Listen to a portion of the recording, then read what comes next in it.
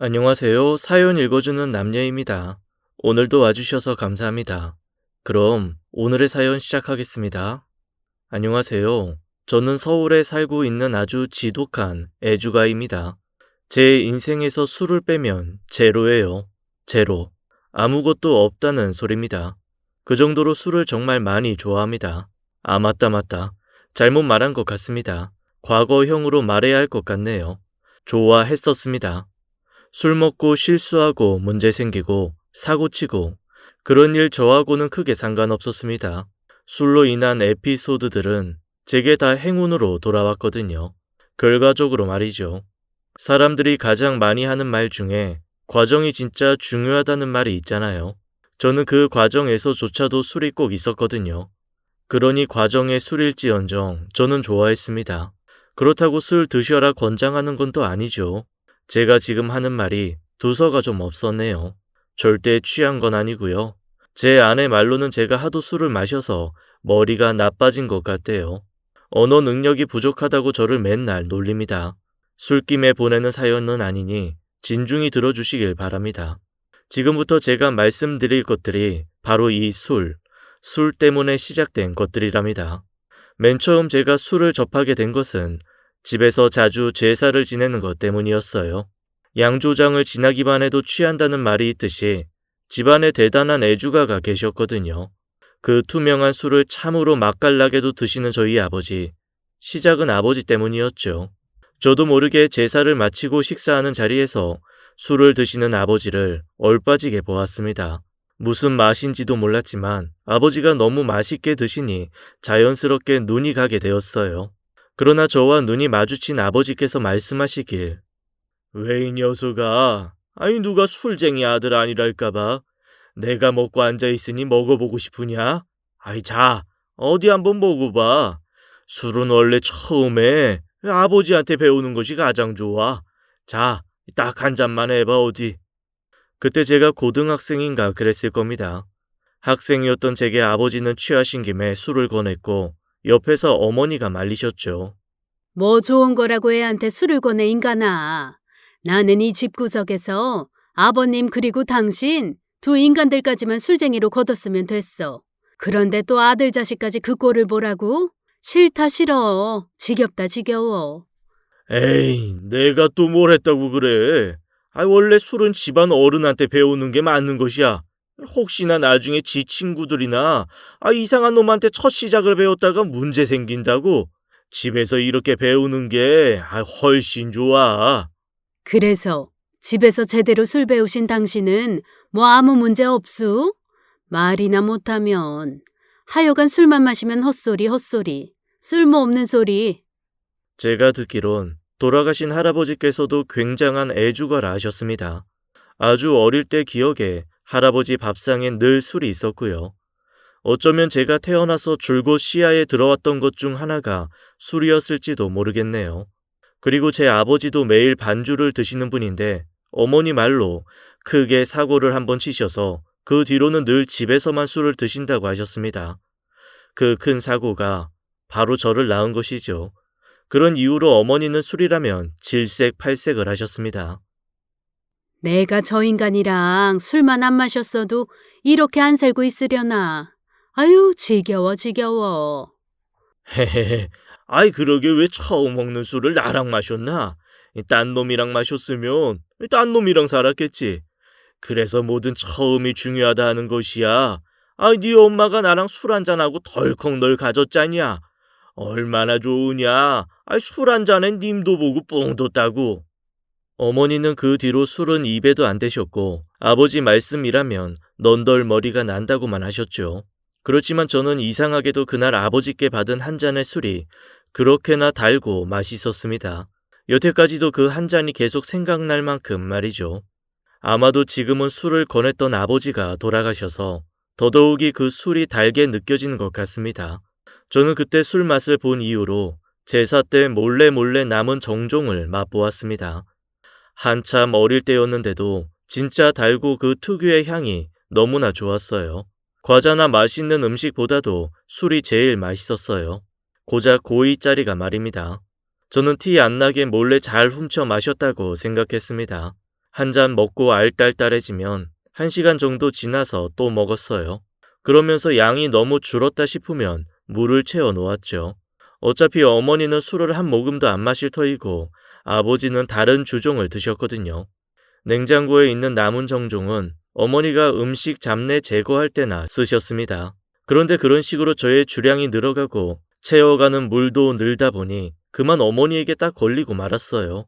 제사가 끝나고 그 다음날 어머니께서 말씀하시더라고요. 어느 정신 나간 놈이 자꾸 정종을 훔쳐먹네. 훔쳐먹을 게 그리도 없나. 술을 훔쳐먹게. 참나. 돼지고기에 정종을 암만 뿌려도 잡내가 안 가셔 잡내가. 술이 아니라 물인가 보네. 어머니는 제 앞에서 들으라는 듯이 말씀하셨고 아버지는 그 말을 듣고 그저 허허 웃으셨어요. 그때부터 저는 공공연하게 일찍이 술 맛을 알아버린 술꾼 타이틀을 가지고 있었습니다. 고2 버릇 100살 간다고 고등학교를 졸업하던 날, 저는 술로 인해 가장 큰 실수를 저질렀어요. 저는 술꾼 타이틀에 걸맞게 졸업을 기념하여 친구들과 거하게 술을 마시고 싶었습니다. 그래서 민증을 조작해서 술집에 갔죠. 옛날에는 지금이랑 다르게 생각보다 허술했거든요. 아름아름 알면서도 모르는 척 해주는 것도 있었고요. 저는 술집에 친구들 5과 갔고 진짜 고삐 풀린 망아지들 마냥 술을 마셨습니다. 맨날 옴싹옴싹 훔쳐서나 먹었지 그렇게 들이부으니 그렇게나 좋을 수가 없더라고요.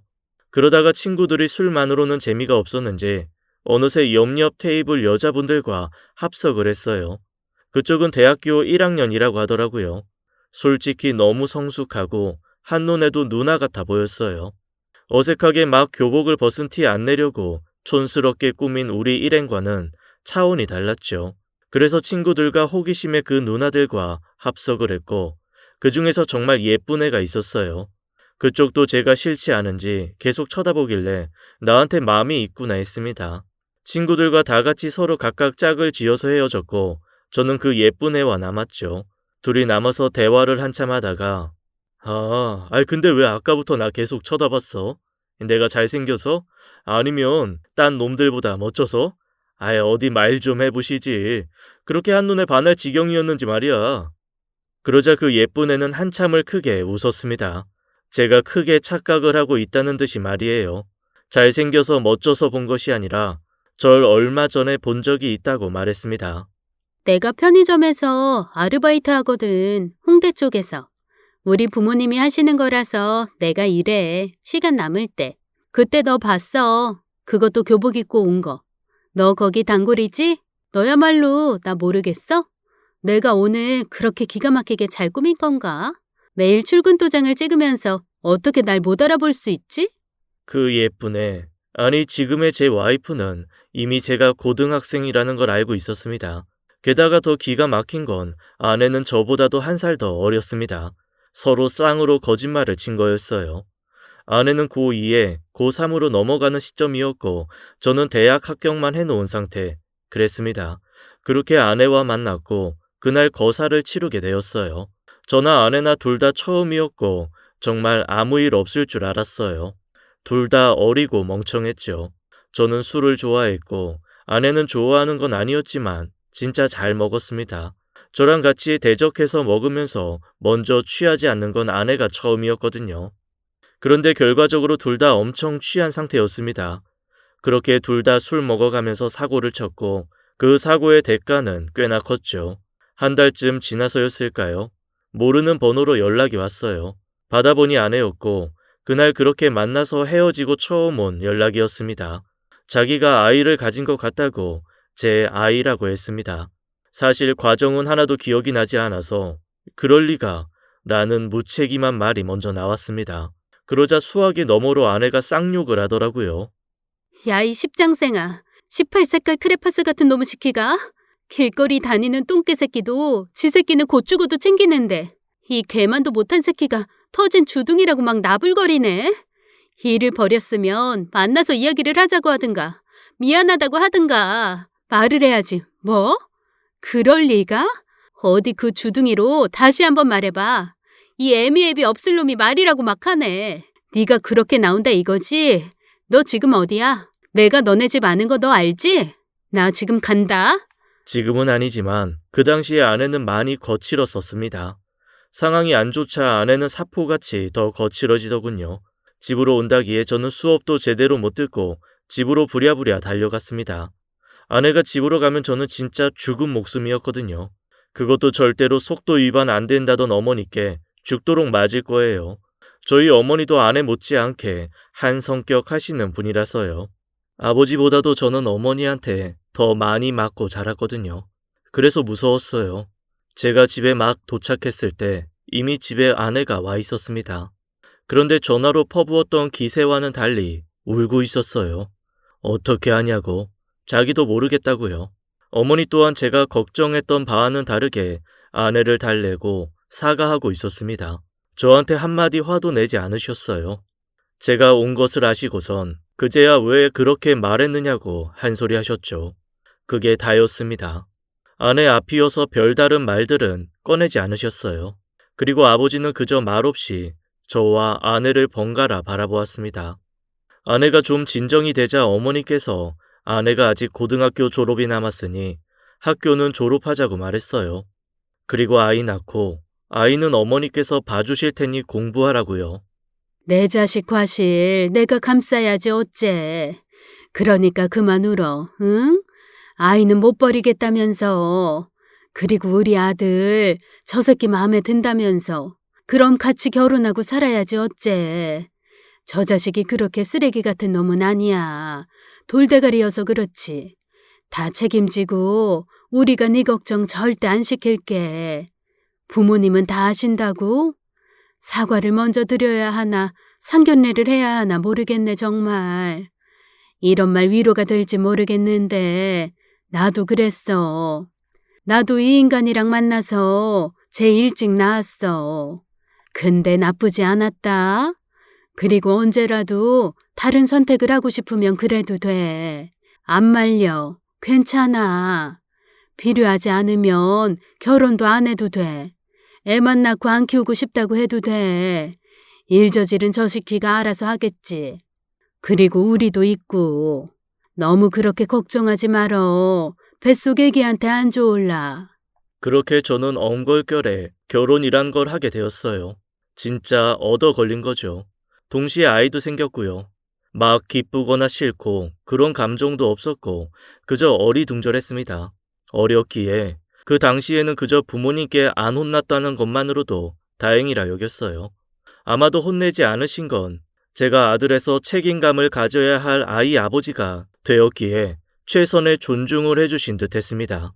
제가 결혼을 하고 어머니께서 미안한 마음에 아내를 챙겨주고 싶다고 집에서 살라고 하셨습니다. 저희끼리 살면 뻔히 고생이 보인다고 말이죠. 이렇게 한참 어린데 내가 집으로 불러들여서 시집살이 시키겠어 뭐 하겠어. 내가 아들만 하나라 딸 하나 더 생겼다 치고 도와줄게. 나를 시어머니라고 생각하지 말고 너 애 봐주는 사람 정도로 치자. 그래야 내가 마음이 편하겠어. 배불러서 애 낳고 힘들어하는 거 엄마가 보시면 얼마나 마음이 안 좋을 거야. 나이도 어린데. 친정엄마랑 있는 게 편하면 그렇게 해도 되는데 그럼 내가 짐을 떠넘긴 것 같아 보일까 봐. 우리랑 사는 쪽으로 생각해보자, 아가. 응? 저도 좋아요. 아버지가 많이 화가 나셔서 집에서 편하게 지낼 자신도 없어요. 집에 있는 게 더 불편해요. 여기로 들어와서 살게요. 앞으로 잘 부탁드려요. 저 아이도 잘 낳을 거고요. 공부도 마치고 싶어요. 그렇게 아내는 제 방으로 들어와서 살게 되었어요. 아내는 고3까지 마치고 아이를 낳았습니다. 저는 결혼을 꿈꿔본 적도 없고 아이를 생각해 본 적도 없었지만 저를 쏙 빼닮은 딸아이가 진짜 예뻤습니다. 이렇게 아빠가 되는 거구나 싶었고 이상하게 벅차 올랐죠. 아이 보려고 수업도 겨우겨우 가고 하루에 2시간, 3시간 자도 좋았어요. 제가 우는 아이를 달래주면 아이가 저를 보면서 그렇게 예쁘게 웃었거든요. 내가 이걸 보려고 술을 그리 먹었나 잘했다 싶기까지 했습니다. 그리고 아이를 낳으면 정말 엄마가 되는 것인지 제게 화만 내던 아내가 달라졌어요. 아이도 잘 돌보고 학업도 이어서 했어요. 한 해도 쉬지 않았고 대학에도 붙었죠. 어머니는 아내에게 약속했던 대로 아이를 맡아주셨고, 아내는 대학을 다녔죠. 아내와 어머니의 사이는 제가 생각했던 것보다는 꽤 좋았습니다. 아내에게 제일 고마운 것 중 하나이기도 했고요. 어머니는 조건 없이 도와주신다고 하셨지만 아내는 막연히 도움만 받지는 않았습니다. 며느리로서도 잘했고 진짜 딸처럼 저희 부모님을 챙겼습니다. 어쩌면 저보다도 더 나았고 그 덕에 집안 분위기도 더 좋아졌어요. 나중에는 저희 어머니께서 절 칭찬하기도 했습니다. 뭐 하나 제대로 하는 것도 없이 술만 처먹는 놈이 유일하게 잘한 일이라고요. 복덩이를 2씩이나 안고 들어왔다고 했습니다. 욕인지 칭찬인지 모르겠지만 우선 기분이 좋으니 웃고 말았죠. 사고쳐서 아이를 낳았지만 고난은 하나도 없었어요. 그 모든 게 부모님 덕이었고요. 그리고 장인 장모님께서도 저를 크게 원망하지 않으셨어요. 그것 또한 저희 어머니께서 본인이 죄인인 것처럼 직접 찾아가서 앞으로의 책임에 대해서 잘 설명해 주셔서 그런 듯합니다. 말 그대로 저는 부모님 덕을 톡톡히 본 것이죠. 왜 자식은 정작 그렇게 한없이 받을 때는 그 고마움을 모를까요? 일찍이 사고를 쳤지만 꼬박 6년을 부모님께서 고생을 해주신 덕에 저희는 아쉬울 것 없이 학교며 직장을 얻었습니다. 제 딸아이가 초등학교에 들어가고 그때쯤에 저의 친구 같은 아버지께서 돌아가셨습니다. 제 인생에서 가장 힘든 시기를 뽑으라면 그때였던 것 같습니다. 막 직장을 구해 정신이 없어서 정작 아버지와는 제대로 술 한잔하지 못했었는데 그런 아버지가 아쉽게도 너무 빨리 가버리셨어요. 저도 아내도 아버지 돌아가신 날 참 서럽게도 울었습니다. 그리고 아버지 장례식장에서 아버지의 사진에 대고 제대로 처음 술 한잔 올렸습니다. 아버지, 언제 한번 제대로 대결하자고 하셨는데 이제야 이렇게 한 잔 드리네요. 진짜 죄송해요. 속만 썩이고 나 사는데 정신 팔려서 그 좋아하시는 술 한 잔 못 건네드려 죄송합니다. 그렇게 술 한 잔으로 아버지를 겨우 보내드리고 저희 가족 모두가 일상으로 돌아왔습니다. 그러다 딸아이가 어느 정도 사리 분별이 가능해지면서 질문이 와장창 쏟아지기 시작한 겁니다. 그러면서 아내의 근심이 늘어만 갔죠. 여보, 어제는 우리 딸이 글쎄 사랑이 뭐냐고 묻는 거야. 그래서 엄마랑 아빠가 만나서 사랑해서 우리 딸이 태어난 거라고 했더니 어떻게 만나게 됐냐고 묻는데 순간 나 말 못했다. 우리 애한테는 솔직하게 말하지 말자. 술집에서 만나서 사고쳐서 네가 생긴 거다. 그걸 어떻게 말해. 실망할 거 아니야. 자기가 그렇게 태어난 거라고 하면. 아이, 과정이 뭐 그렇게 중요해. 어차피 나는 그때 당신한테 첫눈에 반했었어. 우리 어쩌다 이렇게 되었을지 몰라도 성격도 잘 맞고 죽이 짝짝꿍 잘 맞잖아. 초반에는 삐그덕거렸을지 몰라도 지금은 사이 엄청 좋고 내 또래에 아직도 결혼 못한 놈도 많아. 애도 우리 애가 제일 크고 사이도 당신이랑 내가 제일 좋아서 나는 너무 좋다고 생각하고 살고 있는데 화목한 것만큼 자랑스러운 거 있어? 애도 이해할 거야. 어차피 다 크면 알 텐데 뭐하러. 하여튼 당신은. 그래도 아내는 죽어도 솔직히 말하지 말라고 하더라고요. 결국에는 아내가 포장한 말로 둘러대었습니다. 소개팅에서 서로 미친 듯이 사랑하고 결혼한 다음에 딸 아이를 낳은 걸로요. 그래도 나이 계산해보면 금방 들통날 거짓말이었는데 말이죠. 그리고 딸아이에게만 그리 말한 게 아니라 아내는 주변에도 제대로 말을 안 했어요. 부끄럽다고 말이죠. 알고 보니 처가에서도 원래 저희가 사귀고 있었던 걸로 알고 계셨더라고요. 아내 지인들도 저희가 연애만 한 3년 하다가 사고쳐서 결혼한 걸로 알고 있었죠.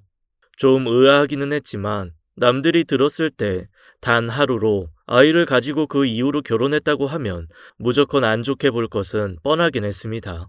그런데 아내가 그렇게 열심히 포장한 것들을 제가 또 그 술로 인해 다 발설해버렸습니다. 때는 장인어른 생신이었고 아내의 형제 가족들이 모두 모인 자리였어요. 다른 가족들은 술을 못 마셔서 저와 장인어른만 술을 마셨고 일을 하다가 가서 그런지 피곤해서 술이 막 올라왔어요. 그래서 분위기에 취해서 무리해서 더 마셨죠. 그러다 보니 만취해버린 거예요. 그 와중에 처형과 아내가 이야기하는 것이 제 귀에 들려왔습니다. 에휴, 그래도 너네는 애 일찍 낳아서 얼마나 좋아? 순진하고 어릴 때 만나서 어떻게 가족들 감쪽같이 속이고 3년씩이나 만나고. 그때는 고등학생 신분이니 놀라긴 했다만 지금은 얼마나 좋아? 나이만 어렸지 연애 오래 하다가 애 가졌으니 별 수 있나. 나는 노산이라 엄청 힘들어 요새. 우리 첫째 낳고 또 하나 낳고 싶은데 안 될 것 같다니까. 네가 복 받은 거야. 그게 어디 쉬운 일이냐? 그렇지. 나도 좋아. 그때는 큰일이라도 난 줄 알고 울고 난리 쳤는데. 그래도 남편 사랑하고 하니까 믿고 그렇게 한 거지. 제가 기억하는 건 이 대화까지였습니다. 그런데 제가 뭐라고 짓거렸는지 아내에게 들어서 알아요. 너무 취해서 기억도 안 났거든요. 아유, 처형 아니에요, 아니에요. 아이, 저희가 무슨 3년씩이나 만납니까? 그때 제 여자친구 이름이... 아니다. 아무튼 그땐 이 사람 알지도 못했어요. 이 사람이랑은 당일에 만나서 당일에 애 생겨서 결혼한 거라니까요. 아이, 당신 설마 처형한테도 뻥쳤어? 우리 연애 오래 하고 애 생긴 거라고? 아이, 왜 그랬어? 내가 그거 부끄러운 거 아니라고 했잖아. 결과가 좋으면 되었지. 아이, 뭘 또 가족끼리 포장은? 처형 아니에요, 아니에요. 저희는 원나잇. 다음날 일어나니까 입안에서 피맛이 났던 걸 보면 아내가 한 대 친 게 분명해요. 그런데 곧 죽어도 자기가 때린 적은 없었다고 발 빼더라고요. 제가 분명 아내가 손목 욱신거린다고 하는 걸 봤는데도요. 무튼 그날 일로 인해서 저와 아내의 숨겨진 히스토리가 만천하에 다 들통났습니다. 다행히 10여 년 전 일이라서 처가 식구들께 혼이 나진 않았습니다. 다만 아내만 민망해졌을 뿐이지만요. 그 다음에 처가에 갔을 때는 둘째 계획에 혈안이 되어 있던 처형이 어떻게 해야 한 번에 애를 가지냐고 저를 영웅 보듯 하였죠. 장모님께서는 그래도 어린 나이에 책임지는 거 잘했다고 격려해 주었습니다. 쉽지 않은 선택이었다면서요. 물론 저보다는 저희 어머니가 책임을 정리하신 거지만요. 그리고 그제야 알게 된 것이 아내에게 제가 첫 남자친구였다 하더라고요. 그래서 그렇게 울고불고 겁을 먹었던 거였어요. 센 척은 혼자 다 하더니 말이에요. 저와 처음 만났던 술집에서 그렇게 누나인 척하면서 연애 고수인 척하더니 다 아내의 허세였다는 걸 알게 되었죠. 그렇게 제 주장으로 인해 의미 있는 사실들을 알게 되어 저는 오히려 좋았어요. 어차피 다 같은 가족끼리인데 그것 좀 알면 어떻습니까? 그래도 현재 이렇게 잘 살고 있으니 된 것이지요. 어쩌면 술이란 놈은 내게 아군이지 않을까 싶었죠. 제 인생에서 술은 단 한 번도 고난을 준 적이 없었고 늘 좋은 결과만을 주었으니 말이에요. 그런데 그렇게 생각만으로 인생이 흘러간다면 그건 드라마나 영화 속의 일이겠죠. 저는 회사에서 2차례의 진급을 했고 누구나 그리하듯 저도 조직 내에서 거슬리는 사람이 존재했습니다. 저와 동기이지만 회사 대표 아들이라는 이유로 초고속 승진을 한 놈이었어요. 말투도 거슬리고 같이 있으면 모두를 불편하게 하는 스타일이었습니다. 하지만 아무도 끽소리 낼 수 없었죠. 대표 아들이라서요. 근데 그놈이 그날따라 다 같이 술 한잔 하자, 회식 한번 하자고 바람을 넣었습니다. 저의 철칙이 불편하고 싫은 사람과는 절대 술 먹지 말자였어요. 그런 놈들과 술을 먹으면 그 맛있는 술도 얹히더라고요. 꼭이요. 그래도 그놈이 워낙 괘씸해서 제대로 벗겨 먹자는 생각으로 돌진했죠. 회식 장소에 가서 말도 안 하고 연거푸 술만 먹었습니다. 그러니 그놈이 저에게 아이고 우리 팀장님 술을 그렇게나 잘 드신다면서요? 아이 사내에 소문이 자자합니다. 어디 저랑 오늘 대결 한판 하시겠어요? 저도 주량하면 어디 뒤지지 않거든요. 아이 저랑 오늘 끝까지 한번 겨뤄보시죠. 그래요? 아이 그래요 그럼. 어디 한번 같이 마십시다. 얼마나 하는지 지켜보죠 그럼. 이놈이 저를 계속 도발하는 겁니다. 상대 안 하면 그만인 것을 괜한 술부심에 기꺼이 알겠다고 말하곤 눈을 부라리며 펌하셨어요. 그러다가 어느 시점부터 많이 취했는데 동료 말로는 제가 삿대질을 하면서 나이도 어린 놈의 새끼가 부모 믿고 그렇게 나대서야 되겠냐? 이 싸가지 없는 놈. 너 우리 회사에서 입지가 어느 정도인 줄 알아? 야, 저 바닥에 물 흐른 거 보이지? 네가 딱 저 정도야. 시간만 좀 지나면 말라서 사라질 정도라는 기세라고 알아? 대표 아들이라니까 뭐라도 되는 줄 아나 본데 착각하지 마. 넌 그냥 한번 쑥 훔쳐내면 있었는지 없었는지도 모를 인간이니까. 저 바닥에 고인 더러운 물처럼 말이지. 다들 그렇게 생각해. 나뿐만 아니야. 넌 빽만 있고 능력 없는 거 온 회사 사람들이 다 안단 말이지. 이 빛 좋은 개살구 같은 시기야. 제가 그렇게 퍼부어 말하자 화가 난 대표 아들이 한숨을 쉬었고 그 모습을 보다 육탄전이 벌어졌다 했습니다. 물론 제가 선빵을 먼저 날렸고요. 그래서 한참을 개싸움을 하다 막판에 제가 그놈 뺨을 후려 갈긴 겁니다. 제대로 자존심 나가게 한 거죠. 회사 내에서는 철없는 대표 아들 후려친 영웅이 되었지만 실제로는 언제 잘려도 이상하지 않을 위태로운 사람이 되었습니다. 그러다 회사에서 구조조정이 들어갔을 때 보란듯이 제가 제일 먼저 정리되어 버렸어요. 저 같아도 저 먼저 잘났을 것 같긴 해요. 같은 조건이면 찔리는 게 있으니 저는 어떤 말도 못 붙이고 회사를 나갔습니다. 그리고 아내에게 사실대로 말했죠. 그러자 아내한테 쳐맞았습니다. 아내들은 꼭 들고 있는 걸로 때리더라고요. 그날은 아내가 마늘 빻는다고 손절구를 들고 있었거든요. 그걸로 배를 얼마나 찌르던지 왕년에 그 폭력성 어디 안 갔더라고요.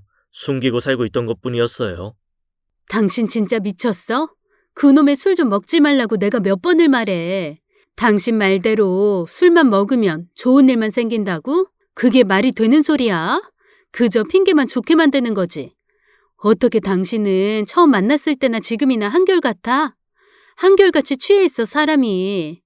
이제 좀 깨어나. 우리 딸 공부 안 시킬 거야? 부족하게 키울 거야? 당신 백수가 꿈이야? 제게 그렇게 냉정하게 말해놓고는 말과는 다르게 아내는 다음 날 정장을 차려 입었습니다. 자기가 다시 일을 구해서 다닐 테니 취업 준비하는 동안은 집에서 애를 보라고요. 당신 말 듣고 밤새 걱정이 돼서 잠도 안 오더라고. 뭐 당신이 그만둔 것도 아니고 잘린 거라는데 벌 수 있어. 벌 수 있는 사람이 벌면 되는 거지. 그래도 당신 내내 일했잖아. 쉴 새 없이. 그러니까 이제는 내가 해볼게. 애 보느라 경력이 끊기긴 했어도 아직 젊으니까 취업은 바로 가능할 거야. 적어도 당신 이직보다는 내 취업이 더 빠르겠지. 당신은 다 정리될 때까지 애나 봐. 그것도 나쁘진 않았어요. 일찌감치부터 아이가 생겨서 저도 쉴 새 없이 달려왔거든요. 어쩌면 내내 지쳐서 예민해져 있었던 건 아니었을까 싶었습니다. 눈꼴 시린 상사를 후리쳐서 회사를 잘리고 싶을 만큼이요. 아내는 제가 잘리고 일주일 정도 정장 차림으로 오가다가 정말 빨리 직장을 잡았습니다. 원래 근무했던 회사에서 육아휴직으로 자리가 나면서 임시로 일하게 된 것이었죠. 임시이기는 했지만 아내가 워낙 일을 잘해서 평판이 좋았습니다. 그리고 그때는 딸아이가 세상에서 제일 무섭고 강하다는 중학생이었죠. 그래서 저와 멀어진 사이를 돌리기에 좋은 기회라고 생각했습니다. 아내의 애를 보라는 말은 애 좀 잘 봐달라는 말이었던 것 같았어요. 제대로 잘 들여다봐 달라고요. 처음 키워보는 딸이고 주변에도 그 나이 또래의 아이를 가진 친구가 없었어요. 그래서 딸을 어떻게 대해야 할지 진짜 모르겠더라고요. 아무것도 안 했는데 뜬금없이 아빠 더럽다고 하고요. 아무것도 안 했는데 아빠 저질이라고 하고 귀여워서 웃었는데 얼굴 치우라고 하고요. 맨날 뭐만 하면 으으 하면서 싫어했어요. 꼭 벌레 보듯이요. 그럼 당연히 싫어하지. 당신 같으면 저렇게 토끼같이 뽀얗고 솜사탕 같은 애가 당신같이 술 절어있고 담배 쩐내나고 입만 벌리면 헛소리하는 아빠를 좋아하겠어? 그리고 당신 맨날 속옷 차림으로 돌아다니잖아. 그러지 좀 마. 몸이라도 좋으면 몰라. 무슨 헐랭이 같은데 뭔 자신감으로 정말? 쉬는 날에는 잘 씻지도 않잖아. 당신은 하루만 안 씻어도 개밥 쉰내나. 그러니까 애랑 있을 때는 하루에 2번씩 아침 저녁으로 씻어 제발. 밥 먹을 때도 대충 널어놓고 그지 새끼처럼 먹지 말고. 알겠어? 어머니도 저번에 그러시더라. 집에 아들이 아니라 웬 각설이가 하나 있다고. 무슨 밥을 구걸해서 먹듯이 허겁지겁 왕초에 나오는 거지들도 그렇게는 안 먹더라. 으유, 딸이랑 지내면서 매너라는 걸 좀 키우길 바래. 냄새나는 아저씨 티내지 말고. 좀 바뀌라고. 바뀌어야 애 맘도 바뀌지. 아내 말로는 예민한 사춘기이니 괜히 도발하지 말라고 했지만 저는 딸아이의 그런 반응이 너무 재미있어서 오히려 더 건드렸습니다. 그래서 중학생 때의 딸은 저랑 엄청 싸우고 툭탁거렸어요. 싸우는 것만큼 빨리 친해지는 거 없더만요. 처음엔 엄청 싫어했는데 나중엔 지도 재미있는지 옆에 슬금슬금 와 있었습니다. 딸이 중3에서 고1, 2년 가까이 제가 놀았어요. 장기간 백수였죠. 상사한테 잘린 놈이니 같은 직종에서 이미 소문이 돌 만큼 돌았죠. 그 능력 없고 백 좋은 놈이 좋은 백을 저 앞길 막는 데 쓰고 있더라고요. 그러니 누가 절 채용하겠습니까? 하지만 그렇다고 해서 초조하지는 않았어요. 아내는 꼭 일을 하고 싶었던 사람처럼 신이 나 보였고 임시직에서 정규직이 되었거든요. 한편으로는 제가 계속 집에서 아이를 케어해 주길 바랬어요. 게다가 자식이라는 존재는 언젠가는 집을 떠나 결혼을 하잖아요. 함께 보낼 시간이 많지 않다고 생각하니 제가 집에 있는 게 나쁘지만은 않았습니다. 그래서 가족들 모두에게 제가 백수라고 해서 안 좋을 것이 단 하나도 없었습니다. 그때는 그랬어요. 술이라는 거 진짜 나한테 내내 도움을 주는구나. 결국 나한테 이런 편한 안정을 주는구나 하고 말이에요. 게다가 제일 좋았던 건 집에서 편하게 마시는 술에 길들여진 것이었습니다. 좋은 술에 좋은 안주, 근사한 장소만이 좋은 게 아니었어요. 집에서 오이 하나에 소주 한 잔만 먹어도 천하를 얻는 기분이었죠.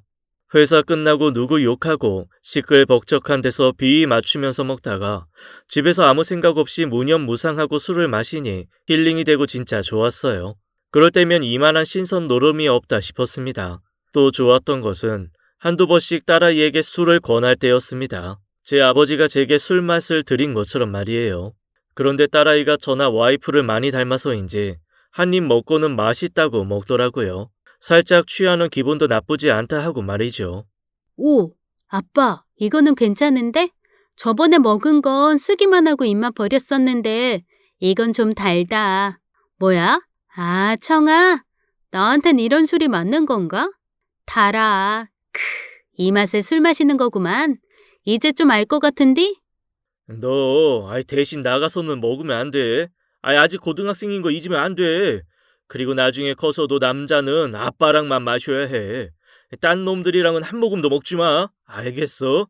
그리고 남자 놈들 다 나쁜 놈들이야. 아빠 빼고 누가 술 먹자고 하면 우리 아빠가 먹지 말라고 했다고 말해. 알겠지? 벌써부터 열받네. 성인 되면 아빠랑 맨 처음으로 술집 갈 거야. 알겠지? 아빠 말고 딴 놈은 절대로 안 되는 거다. 딸아이는 알겠다고 끄덕끄덕하고는 무참히 약속을 깨버렸습니다. 대학교 들어가자마자 술에 잔뜩 취해서는 모르는 남자의 등에 업혀 들어오더만요. 그 꼴을 보는데 진짜 얼마나 어이가 없던지. 술에 잔뜩 취해서는 그저 좋다고 압방하고 안기는데 냅다 소파에 던져버렸습니다. 너 아빠가 술 아빠랑만 먹자 했냐 안 했냐? 이렇게 외간 남자 등에 업혀오고 그러면 안 돼. 진짜 제대로 한번 혼나볼래 너? 이게 몸만 컸지 진짜. 딸아이는 대학교 1학년 때 진짜 술 마시러 대학을 갔나 싶을 만큼 부어라 마셔라였습니다. 그래서 내 딸이죠. 누가 내 딸 아니랄까봐 동네에도 소문이 다 났습니다. 술 주정뱅이 딸이라고요. 옆집에다가 토해놓고 술 취하고 다른 집 들어가고 난리도 아니었습니다. 그래서 술 먹지 말라고 한 소리 두 소리씩 하다 보니 사이가 안 좋아졌죠. 그래도 저는 아빠니까 엄하게 할 수밖에 없었죠. 그렇게 사이가 나빠지던 새에 전에 다니던 직장 동료에게서 연락이 왔습니다. 오랜만에 밖에서 술 한잔 하자면서요. 회사 그만두고는 한 번도 밖에서 술을 마신 적이 없었는데 오랜만에 밖에 나섰습니다. 이제 일해야지. 언제까지 놀 건데? 다른 회사 제의는 여태 없었어? 있었지. 없었겠어? 근데 다 하고 싶지 않더라고. 와이프도 일하는 게 재미있다고 하고 어쩌다 보니 애도 다 컸고 그간에는 큰돈 나갈 일이 없었는데 이제 딸아이 대학 다니니까 휘청하긴 해. 조금씩 준비를 해봐야지. 뭐 날 받아줄 곳이 있을지는 모르겠다만 시간은 또 왜 이렇게 빨라. 우리 딸 좀 있으면 시집 간다 하겠어. 그럼 결혼 자금 대줘야 할 거 아냐. 좀 조급하기는 해. 와이프 벌이만으로는 넉넉치가 않아. 잘 됐네. 그럼 나 얼마 전에 개업한 거 알겠네. 여의도에 작게 사무실 하나 냈어. 그래서 오늘 너 같이 일하자고 말하려고 온 거야. 같이 일하자. 그만 놀고. 역시나 술자리는 또 제게 행운을 안겨다 주었습니다. 백수 생활이 몇 년씩 길어지니 지치기도 하고 딸아이 보기에도 그랬는데 알아서 복이 굴러 들어온 거죠. 그래서 이튿날부터 동료가 시작한 회사에서 일을 시작했습니다. 그러면서 딸아이와는 마주칠 일이 더더욱이 적어져 버렸어요. 그래도 그간 잘 키워 놓았고 이제 성인이니 별일 없겠지 하고 말았죠. 제가 다시 일을 시작했다고 하니 아내도 안심하는 분위기였고요. 그런데 회사 일을 다시 시작한 건지 술을 작정하고 퍼먹기 시작한 건지 저도 알 수가 없었습니다. 신생 회사라 여기저기 알려야 하다 보니 매일매일 접대에 인사여서 술독에 빠져 지냈어요. 그래도 싫지 않았어요. 술은 언제나 제게 큰 행복만 가져다 주니까요. 그날도 접대한답시고 평소보다 술을 잔뜩 먹고 취해 집에 들어온 날이었습니다.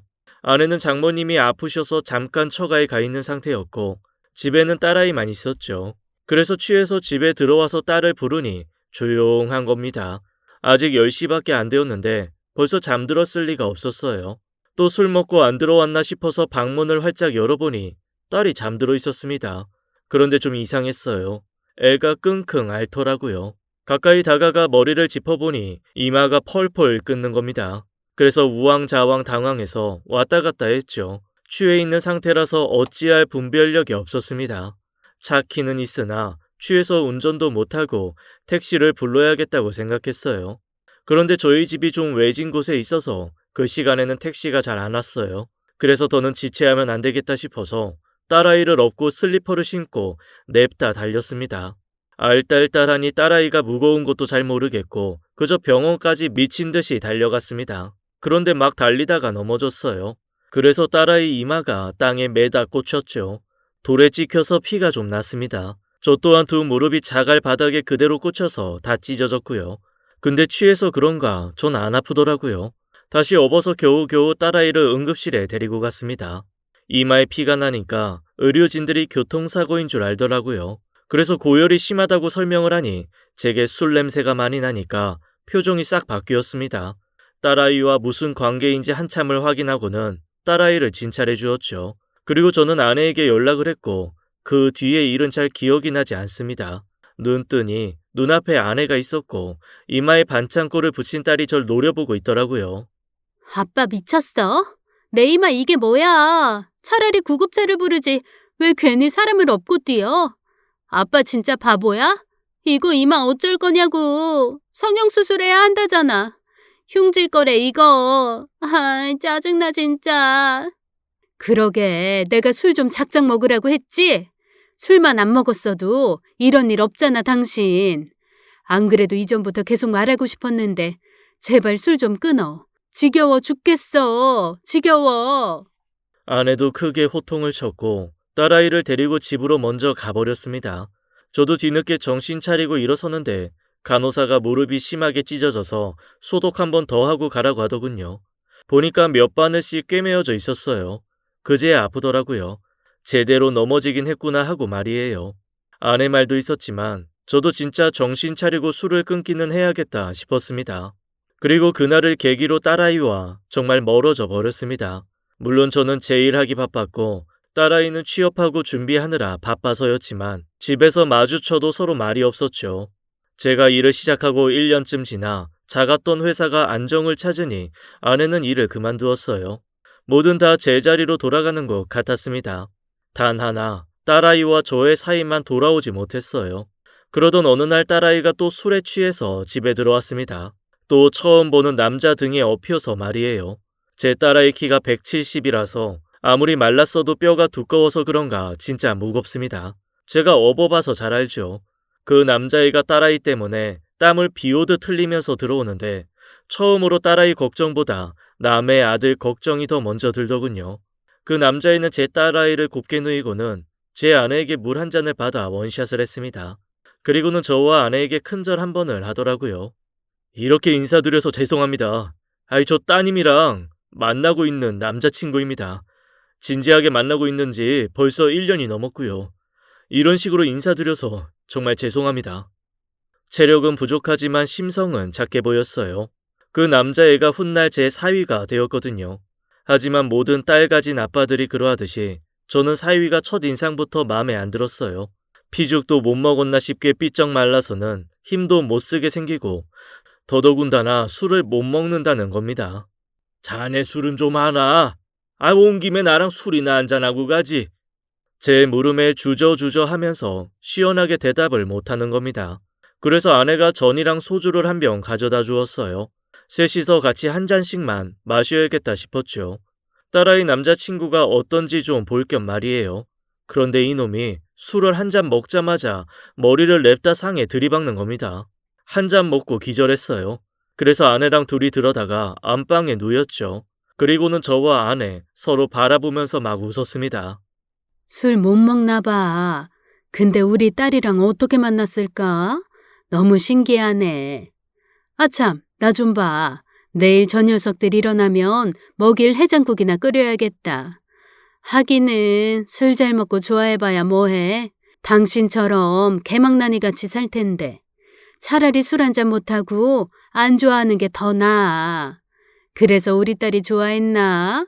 지 아빠랑 딴판이라서. 아이 무슨 말도 안 되는. 우리 딸부터 술꾼인데 술꾼이 술 한 잔 못하는 놈 뭐가 좋아 맞나? 살면서 재미없을 건데 당신은 나랑 사니까 그래도 재미는 있잖아. 다음날 사위와 딸아이가 일어나고 아저씨같이 국제로 들이키는 딸아이와 죄송해서 어쩔 줄 몰라 하는 사위를 보면서 참 마음감이 교차하기는 하더군요. 너희 기집애, 또 그렇게 술 마시기만 해봐. 진짜 가만 안 둬? 참네. 누가 누구 보고 술 먹지 말래? 술주정뱅이 원조께서.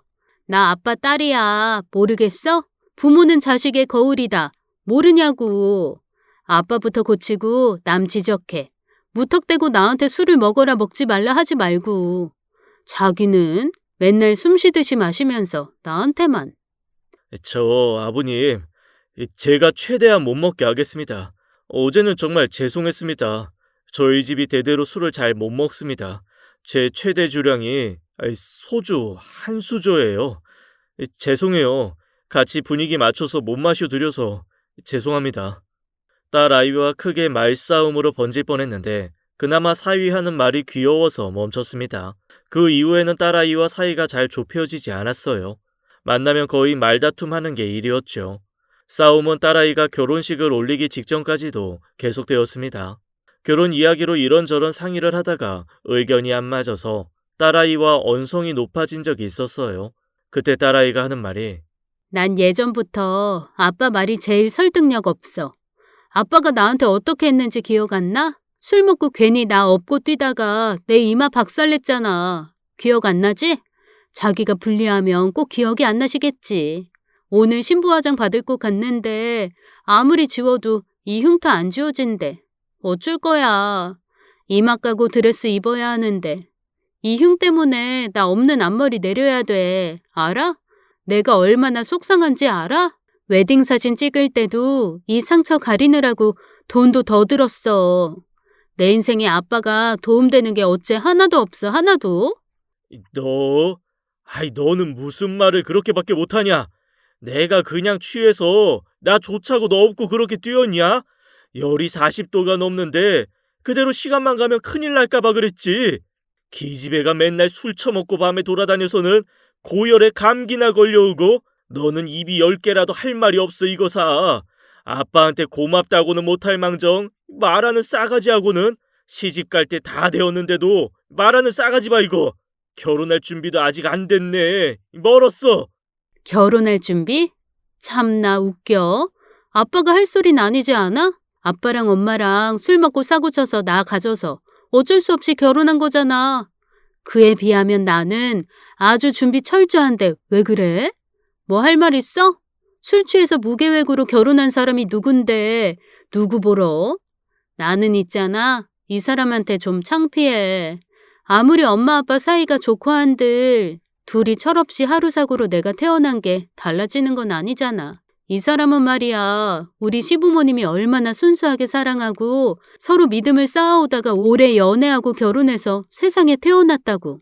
그에 비하면 나는 무슨 입에 담기도 창피해 정말.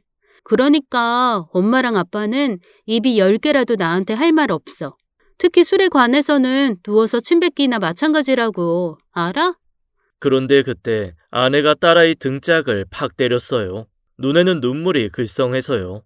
내가 그런 말들 예상은 했다만 그런 말을 하필 내가 낳은 내 딸한테 들을 줄은 몰랐네. 네 아빠 말 하나 틀린 거 없어. 그런데 네가 지금 내뱉은 말들은 전부 틀렸어. 나랑 네 아빠가 그저 실수로 널 낳아서 결혼한 거라고? 무슨 말도 안 되는. 너는 실수를 평생 감내하면서 하는 게 결혼이라고 생각하니? 이쯤 왔으면 실수가 아니라 사랑이지.